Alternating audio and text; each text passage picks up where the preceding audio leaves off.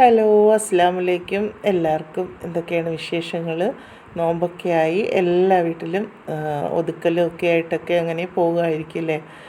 അപ്പം ഞാനിതാ നിങ്ങൾക്കായിട്ട് ഇന്ന് ഒരുപാട് ദിവസങ്ങളോളം സൂക്ഷിച്ച് വയ്ക്കാൻ പറ്റിയ നല്ലൊരു ചമ്മന്തിയുടെ റെസിപ്പിയാണ്. അതിനായിട്ട് ഞാൻ ഇതാ കുറച്ച് കൊട്ടത്തേങ്ങ എൻ്റെ കയ്യിലുണ്ടായിരുന്നു. അതിനെ ഞാൻ ഇതാ ചെറിയ കഷ്ണങ്ങളാക്കി എടുത്തിട്ടുണ്ട്.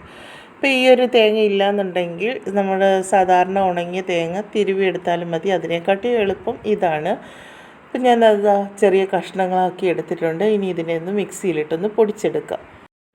പിന്നെ അതിലേക്ക് ആവശ്യമായിട്ട് കുറച്ച് ചെറിയ ഉള്ളി എടുത്തിട്ടുണ്ട്, ഒരു കഷ്ണം ഇഞ്ചി, കുറച്ച് വെളുത്തുള്ളി, ഇതെല്ലാം കൂടെ ഒന്ന് ചെറുതായിട്ടൊന്ന് അരിഞ്ഞ് മാറ്റി വയ്ക്കാം. തേങ്ങയൊക്കെ ഇതാ നല്ല പോലെ ഒരേ രീതിയിൽ തന്നെ പൊടിഞ്ഞ് കിട്ടിയിട്ടുണ്ട്. ഇതിനെ നമുക്കൊരു പാത്രത്തിലേക്ക് മാറ്റി കൊടുക്കാം.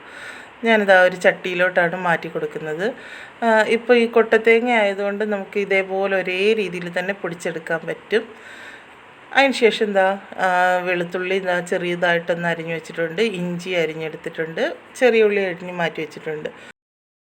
ഇതും കൂടെ നമുക്ക് പൊടിച്ചു വെച്ചിരിക്കുന്ന തേങ്ങയിലേക്ക് ഇട്ട് കൊടുക്കാം. ഇതിൻ്റെ ഒരു ടേസ്റ്റ് ഒരു പ്രത്യേക ടേസ്റ്റാണ്. എത്ര കഴിച്ചാലും മതി വരത്തില്ല. എനിക്ക് ഭയങ്കര ഇഷ്ടമാണ് ഈ ഒരു ചമ്മന്തി. അങ്ങനെയാണ് ഞാൻ പിന്നെ ഈ എൻ്റെ കയ്യിൽ 2-3 കൊട്ടത്തേങ്ങ ഇവിടെ ഉണ്ടായിരുന്നു. അപ്പോൾ ഞാൻ അത് എടുത്തുന്ന ചമ്മന്തി പൊടിച്ചേക്കാമെന്ന് കരുതിയത്. പിന്നെ അതിലേക്ക് ഞാൻ ഒരു പിടിയോളം കറിവേപ്പിലയാണ് കഴുകി ഇട്ട് കൊടുത്തത്. അതിന് ശേഷം പിന്നെ അതിലേക്ക് ഒരു 1.5 ടേബിൾ സ്പൂണോളം കുരുമുളക് ഇട്ട് കൊടുക്കുന്നുണ്ട്. അതിന് ശേഷം അതിലേക്ക് ഒരു 3-4 കഷ്ണം ചെറിയ കഷ്ണങ്ങളാക്കിയ കായമാണ് ഇട്ട് കൊടുക്കുന്നത്. കായപ്പൊടി ആണെങ്കിലും ഇട്ട് കൊടുക്കാം. കായപ്പൊടി ആണെന്നുണ്ടെങ്കിൽ ഇപ്പോൾ ഇട്ട് കൊടുക്കണ്ട, വറുത്തതിന് ശേഷം ഇട്ട് കൊടുത്താൽ മതി. ഞാൻ പക്ഷേ കായമാണ് ഉപയോഗിക്കുന്നത്. എനിക്ക് ഇങ്ങനെ കട്ടക്കായ ഉപയോഗിക്കുന്നതാണ് ഇഷ്ടം. പിന്നെ ഇതിലേക്ക് ഒരു ചെറിയ നാരങ്ങയുടെ വലിപ്പത്തിൽ പുളി എടുത്തിട്ടുണ്ട്. പുളിയും കൂടെ അതിലേക്ക് ചെറുതായിട്ടൊന്ന് ഇളക്കി ഇട്ട് കൊടുക്കാം. എന്നാലും മാത്രമേ നമ്മൾ ഈ തേങ്ങ വറുത്ത് വരുമ്പോഴേക്കും അതിൻ്റെ ഒരേ രീതിയിൽ തന്നെ അതും ആ ഒരു പുളിയും അതുപോലെ വറുത്ത് കിട്ടും. അതിനു വേണ്ടിയാണ് ചെറിയ കഷ്ണങ്ങളാക്കി ഇട്ട് കൊടുക്കുന്നത്. പണ്ടൊക്കെ എന്ന് വെച്ചാൽ പുളിയൊക്കെ വറുക്കില്ലായിരുന്നു, ഉരലിലാണ് ഈ ഒരു ചമ്മന്തി ഇടിച്ചെടുക്കുന്നത്. ആ ഉരലിൽ ഇടിക്കുമ്പം ആദ്യം പുളിയും ഉപ്പും കൂടെ ചേർത്താണ് ഇടിച്ച് കൊടുക്കുന്നത്. അപ്പോൾ അത് നല്ല പരുവത്തിന് തന്നെ കിട്ടുകയും ചെയ്യും. ഇതിപ്പോൾ ഞാൻ 2 തേങ്ങയാണ് പൊടിച്ചെടുത്തിരിക്കുന്നത്. അപ്പം നമുക്ക് എത്രമാത്രം തേങ്ങയുണ്ടോ അതിനനുസരിച്ച് നമ്മൾ ഇട്ട് പൊടിച്ചെടുത്ത് കഴിഞ്ഞാൽ ഒരുപാട് ദിവസങ്ങളോളം നമുക്ക് സൂക്ഷിച്ച് വെക്കാൻ പറ്റും. പക്ഷേ ഇത് ചമ്മന്തി റെഡിയാക്കി കഴിയുമ്പോഴത്തേക്കിന് അധികം ഒന്നും സാധനം കാണത്തില്ല, കുറച്ച് മാത്രമേ കാണുകയുള്ളൂ. അപ്പം ഞാൻ നല്ല രീതിയിൽ മിക്സ് ചെയ്ത് കൊടുക്കുകയാണ്. അപ്പോൾ ഈ ചീനിച്ചട്ടിയിൽ ഞാൻ വെച്ചപ്പോഴേക്കും ഇളക്കി കൊടുക്കാനൊക്കെ ഇത്തിരി ഒരു പാടുണ്ടായിരുന്നു. അപ്പം ഞാൻ വിചാരിച്ചെന്നാൽ ഇതിനകത്തിൽ ഇട്ട് വലിയ പാടുപെട്ട് ഇളക്കുന്നതിനെക്കാട്ടി നല്ലത് വേറൊരു പാത്രത്തിലോട്ട് മാറ്റി കൊടുക്കാമെന്ന് കരുതിയിട്ട് ഞാൻ വേറൊരു ഉരുളിയിലോട്ട് മാറ്റി കൊടുക്കുന്നുണ്ട്. അപ്പോൾ വീഡിയോ ഇഷ്ടപ്പെടുകയെന്നുണ്ടെങ്കിൽ എല്ലാവരും ഒന്ന് ലൈക്ക് അടിക്കുക. പുതുതായിട്ട് കാണുന്ന കൂട്ടുകാരൊക്കെ ഒന്ന് സബ്സ്ക്രൈബ് ബട്ടൺ ഒന്ന് എനേബിൾ ചെയ്തിടുക. തൊട്ടടുത്ത ബെല്ലൈക്കണിലൊന്ന് പ്രസ് ചെയ്താൽ ഓൾ എന്ന ഓപ്ഷൻ കാണാൻ, അതൊന്ന് പ്രസ് ചെയ്താൽ ഞാനിടുന്ന വീഡിയോസ് എല്ലാം നോട്ടിഫിക്കേഷനായിട്ട് നിങ്ങൾക്ക് ലഭിക്കുന്നതാണ്. ഞാൻ ഒരു ഉരുളിയിലോട്ട് മാറ്റി കൊടുത്തിട്ടുണ്ടായിരുന്നു. ഇത് നമ്മൾ ഇളക്കി കൊടുക്കുമ്പോൾ കൈയെടുക്കാതെ തന്നെ ഇളക്കി ഒരേ രീതിയിൽ അതെല്ലാം ഒന്ന് വറുത്ത് തരണം. അല്ലെങ്കിൽ പെട്ടെന്ന് തന്നെ അത് പല രീതിയിലായി പോയാൽ നമ്മൾ ഉദ്ദേശിച്ച കണക്ക് ചമ്മന്തിക്ക് ടേസ്റ്റ് ഒന്നും കാണില്ല.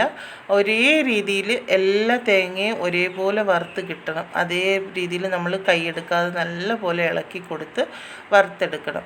അടിപൊളി ടേസ്റ്റാണ് ഈ ഒരു ചമ്മന്തി. പണ്ടൊക്കെ സ്കൂളിൽ പോകുമ്പോൾ ഉമ്മ തന്നു വിടുമായിരുന്നു ഈ ചമ്മന്തിയും മുട്ടയും ഒക്കെ കൂട്ടി വാഴയിലയിൽ പൊതിഞ്ഞ് തന്നിടുമായിരുന്നു. നല്ല ടേസ്റ്റാണ് ആ ഒരു ചോറ് കഴിക്കാൻ. ആ പൊതിയൊക്കെ കഴിക്കുമ്പോഴേ എന്ത് ടേസ്റ്റാണെന്നറിയാമോ. അതൊക്കെ ഒരു കാലം. നമ്മുടെ തേങ്ങയൊക്കെ ഏകദേശം ഒന്ന് വറുത്ത് കിട്ടിയിട്ടുണ്ട്. കുറച്ച് നേരം കൂടെ ഞാനൊന്ന് ഇളക്കി കൊടുക്കുകയാണ്. കൈയെടുക്കാതെ തന്നെ ഇളക്കിയത് കൊണ്ടാണ് അത് കരിഞ്ഞ് പിടിക്കുക ഒന്നും ചെയ്തിട്ടില്ല. ഒരേ രീതിയിൽ തന്നെ ഇളക്കി കിട്ടി. ഇപ്പം എന്താ അത്യാവശ്യം അത് നല്ലപോലെ മൂത്ത് കിട്ടിയിട്ടുണ്ട്. ഇനി അതിലേക്ക് ഞാൻ മസാല ഇട്ട് കൊടുക്കുകയാണ്. ഇതൊരു 2 ടേബിൾ സ്പൂണോളം മുളക് പൊടിയാണ് ഇട്ട് കൊടുക്കുന്നത്. അതിലേക്ക് അപ്പോൾ ഞാൻ ഇളക്കി കൊടുത്തപ്പോഴേക്കും കുറച്ചുകൂടെ മുളക് പൊടിയുടെ ആവശ്യം തോന്നി, കുറവ് പോലെ തോന്നി. അപ്പം ഞാൻ വീണ്ടും ഒരു ടീസ്പൂണോളം മുളക് പൊടിയും കൂടി ഇട്ട് കൊടുക്കുന്നുണ്ട്. അതിനുശേഷം ഞാനൊരു 1/2 ടീസ്പൂണോളം മല്ലിപ്പൊടി ഇട്ട് കൊടുക്കുകയാണ്. മല്ലിപ്പൊടി ഒരുപാട് കൂടി പോകണ്ട, കുറച്ച് മാത്രം മതിയാകും. മല്ലിപ്പൊടി ഇട്ടില്ലെങ്കിലും കുഴപ്പമൊന്നുമില്ല. അപ്പോൾ അതും കൂടി ഇട്ടതിന് ശേഷം വീണ്ടും ഞാൻ ഇളക്കി കൊടുക്കുകയാണ്. ഇപ്പം തീ ലോ ഫ്ലെയിമിലാണ് ഇട്ട് കൊടുത്തിരിക്കുന്നത്. എന്നിട്ട് നന്നായിട്ടൊന്ന് ഇളക്കി യോജിപ്പിച്ച് ആ ഒരു മുളക് പൊടിയുടെയും മല്ലിയുടെയും ഒക്കെ ഒന്ന് പച്ചമണം മാറുന്നത് വരെ നല്ല പോലെ ഒന്ന് മിക്സ് ചെയ്ത് കൊടുക്കുക. അതിന് ശേഷം നമുക്ക് തീ ഓഫ് ചെയ്തതിന് ശേഷം അതിനെ തണുക്കാനായിട്ട് മാറ്റി വയ്ക്കാം.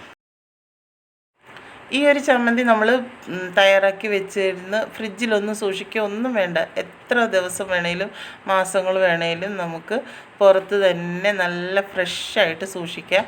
ഇത് ഇരിക്കും തോറുമാണ് ഈ ഒരു ചമ്മന്തിക്ക് ടേസ്റ്റ് കൂടുന്നത്. അപ്പം എന്താ ഞാനിനി അത് തീ ഓഫ് ചെയ്ത് കൊടുക്കുകയാണ്. ഓഫ് ചെയ്തതിന് ശേഷം അത് തണുക്കണം. തണുത്തതിന് ശേഷം മാത്രമേ നമുക്ക് ഈ ഒരു ചമ്മന്തി പൊടിച്ചെടുക്കാൻ പറ്റുള്ളൂ. അപ്പം തണുക്കാനായിട്ട് മാറ്റി വെച്ച് കൊടുക്കാം. തേങ്ങയൊക്കെ നല്ല രീതിയിൽ തണുത്ത് കിട്ടിയിട്ടുണ്ട്. ഇനി അതിലേക്ക് കിടക്കുന്ന പുളിയും കായത്തിൻ്റെ കഷ്ണങ്ങളൊക്കെ ഉണ്ടല്ലോ, അതൊക്കെ ഒന്ന് പ്രത്യേകം നമുക്കൊന്ന് പറക്കി മാറ്റാം. ഇപ്പം നമ്മൾ മുളക് പൊടി ഇടുന്ന സമയത്താണ്, കായപ്പൊടി ഇടുന്നവരാണെന്നുണ്ടെങ്കിൽ മുളക് പൊടി ഇടുന്ന സമയത്ത് ഇട്ട് കൊടുത്താൽ മതിയാകും. അങ്ങനെ അതിൽ കിടക്കുന്ന എല്ലാ പുളിയുടെ കഷ്ണങ്ങളും കായത്തിൻ്റെ കഷ്ണങ്ങളും ഞാൻ പറക്കി മാറ്റുകയാണ്. ഇത് നമുക്ക് ആദ്യം തന്നെ അങ്ങ് മിക്സിയുടെ ജാറിലേക്ക് ഇട്ടൊന്ന് പൊടിച്ചെടുക്കാം. ഇതാ കായമാണ് കേട്ടോ. കായമൊക്കെ നല്ല പോലെ വറുത്ത് കിട്ടിയിട്ടുണ്ട്. അത് മിക്സിയുടെ ജാറിൽ നമ്മൾ ഇട്ട് കൊടുക്കുമ്പോൾ തന്നെ പെട്ടെന്ന് അങ്ങ് പൊടിഞ്ഞ് കിട്ടും. നമ്മൾ കായത്തിൻ്റെ പൊടിയാണ് ഇടുന്നതെന്നുണ്ടെങ്കിൽ മുളക് പൊടി ഇടുന്ന സമയത്ത് ഇട്ട് കൊടുത്തിട്ട് പൊടിച്ചെടുക്കുക.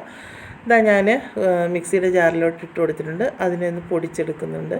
അതിന് ശേഷം ഞാൻ അതിലേക്ക് നമ്മൾ വറുത്ത് വെച്ചേക്കുന്ന തേങ്ങയിൽ ഇതുവരെ ഉപ്പൊന്നും ഇട്ടിട്ടില്ലല്ലോ, അപ്പോൾ അതിനാവശ്യമായ ഉപ്പും കൂടി ഇട്ട് നല്ല പോലെ ഒന്ന് മിക്സ് ചെയ്ത് കൊടുക്കുകയാണ്.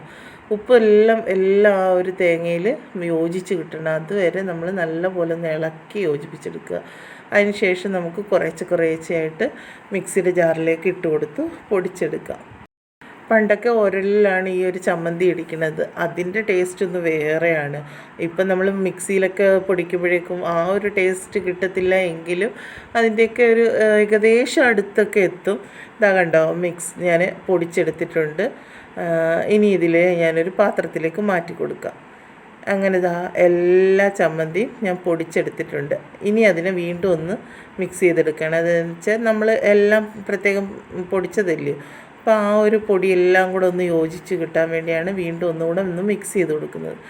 വളരെ ടേസ്റ്റിയും ഒരുപാട് ദിവസം സൂക്ഷിച്ച് വെക്കാനും പറ്റിയ നല്ലൊരു ചമ്മന്തിപ്പൊടിയാണ്. ഇതേപോലെ നിങ്ങൾ ഒന്ന് ചെയ്ത് നോക്കുക. ഇതിൻ്റെ രുചി നല്ല ടേസ്റ്റാണ്. അപ്പം ഇഷ്ടപ്പെടുകയെന്നുണ്ടെങ്കിൽ ലൈക്ക് അടിക്കാൻ മറക്കരുത്.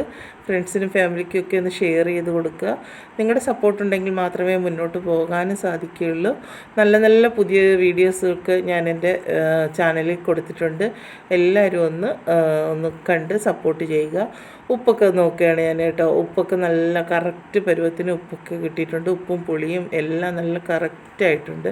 അടിപൊളി ടേസ്റ്റായിട്ടുള്ള ചമ്മന്തിയാണ്. ഇവിടെ ഇത് പെട്ടെന്ന് തന്നെ തീർന്നു കിട്ടും. അപ്പോൾ വീണ്ടും പുതിയൊരു വീഡിയോ ആയിട്ട് വരുന്നത് വരെ എല്ലാ കൂട്ടുകാർക്കും താങ്ക്സ് ഫോർ വാച്ചിങ്. അസ്സലാമു അലൈക്കും.